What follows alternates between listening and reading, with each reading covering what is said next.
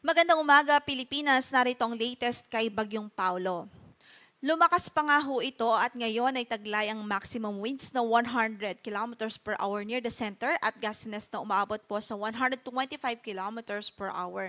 Ang kanyang naging pagkilos sa mga nakalipas na oras ay pakanluran, hilagang kanluran at 20 kilometers per hour. At based po sa latest available data, nakita ang sentro nito sa layong 150 kilometers silangan ng Kasiguran, Aurora. So malapit na po, napakalapit na nito sa ating kalupaan. Ilang oras na lamang ay lalapit na ang sentro sa ating landmass. At kailangan po natin tandaan na bago pa lumapit o bago pa maglandfall, ay mauuna na pong maranasan ng ating mga kababayan dito sa Northern at Central Luzon ang kalahating parte ng diametro ng bagyo. Kaya't kaugnay dyan, based po dito sa latest radar imagery po natin, narito po yung sentro ng bagyo at approaching na po ito papunta dito sa southern portion ng Isabela o northern portion ng Aurora as its entry point. So nakikita po natin ang possible landfall ay northern portion ng Aurora o kaya naman ay sa southern portion ng Isabela. Pero bukod dyan, bukod sa landfall ay ngayon nga po as early as now, nararanasan na at nakaka-apekto na yung kalahating parte ng bagyo, ng diametro ng bagyo. Dito po sa Cagayan, Isabela, Quirino, Aurora, maging sa ilang bahagi ng Quezon Province at yung mga pag-ulan ramdam din ho sa malaking bahagi ng Bicol Region. Based na rin sa latest track na ipinalabas po natin. So makikita nga po natin na posible ang landfall nito is ngayong umaga na rin. Today, ngayong umaga hanggang noontime, yung time range ng kanyang landfall at pinapakita din po ng ating mga models na posible po mag-west-northwestward pa rin ang kanyang movement. So tatahakin ito at magtatraverse po ito sa northern Luzon before exiting the landmass. So posible na nasa labas na po siya ng ating kalupaan mamayang hapon o gabi. And then, ang kanyang exit sa PAR, inaasahan po natin by Saturday or early morning, so madaling araw ng Sabado ho yan.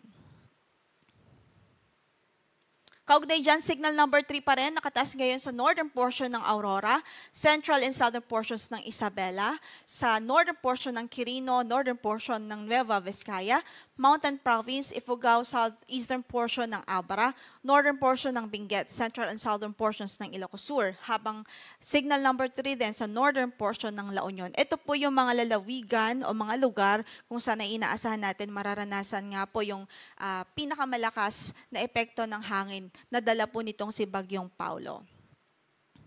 Samantala, signal number 2 naman, dito sa central and southern portions ng mainland Cagayan, rest of Isabela, rest of Quirino, rest of Nueva Vizcaya, central portion of Aurora, northern portion of Nueva Ecija, central and southern portions of Apayao, Kalinga, rest of Abra, rest of Benguet, southern portion ng Ilocos Norte, rest of Ilocos Sur, rest of La Union, northern portion ng Pangasinan. Habang signal number 1 naman sa rest of mainland Cagayan, including Babuyan Islands, rest of Aurora, northern portion of Quezon kasama ng Polillo Islands, Camarines Norte, northern portion ng Camarines Sur, Catanduanes, rest of Apayao, rest of Ilocos Norte, rest of Pangasinan, rest of Nueva Ecija, northern portion of Bulacan, Tarlac, northeastern portion ng Pampanga at northern portion ng Zambales. So sa mga areas na to, malaking bahagi, halos buong northern Luzon po, at halos buong